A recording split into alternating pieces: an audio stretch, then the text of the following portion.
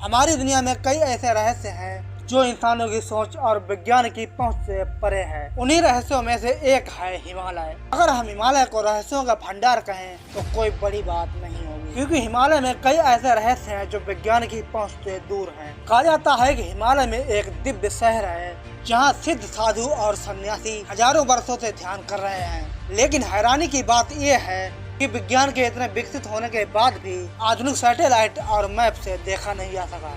और कहा जाता है कि जिसका भी इस शहर में प्रवेश हो जाता है वो हमेशा के लिए अमर हो जाता है। तो उस नगरी का नाम है शंभाला नगरी, जिसे ज्ञानगंज सिद्ध आश्रम भी कहा जाता है। तो आइए जानते हैं इसके बारे में विस्तार से। दोस्तों, हमारी पृथ्वी पर एक ऐसा दिव्य शहर है जिस शहर में प्रवेश करते ही समय रुक सा जाता है और कहा जाता है कि इस शहर में प्रवेश करने से आयु हजारों वर्ष हो जाती है। अगर हम बात करें शंभाला नगरी की तो ये स्वर्ग तो नहीं है, लेकिन एक रहस्यमय राज्य है जो पूरी दुनिया की सबसे पवित्र और गुप्त आध्यात्मिक शिक्षाओं की रक्षा करता है। ये आश्रम मानसरोवर झील और कैलाश पर्वत के पास स्थित है, जहाँ सिद्ध योगी और सन्यासी हजारों वर्षों से ध्यान कर रहे हैं। अगर हम बात करें इस शहर की तो इस शहर को नग्न आंखों से नहीं देखा जा सकता। ये एक अनुभव है और इसे केवल ध्यान और आध्यात्मिक जागरूकता के मार्ग से हम इसका अनुभव कर सकते हैं। सबसे पहले स्वामी विशुद्धानंद परमहंस जी ने सार्वजनिक रूप से इस आश्रम की बात की थी।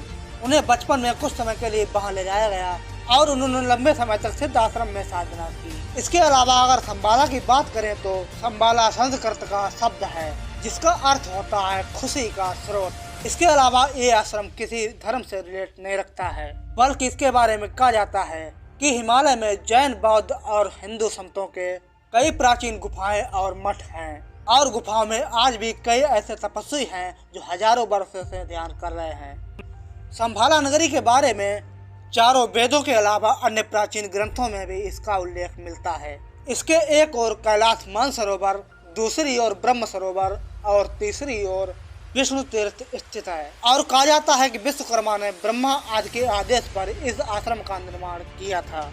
इसके अलावा हिंदू धर्म में कई लोगों का मानना है महर्षि वशिष्ठ, विश्वामित्र, पुलस्त्य, अत्रि, गोरखनाथ, श्रीमद शंकराचार्य, भीष्म और द्रोणाचार्य को विचरण करते हुए देखा जा सकता है।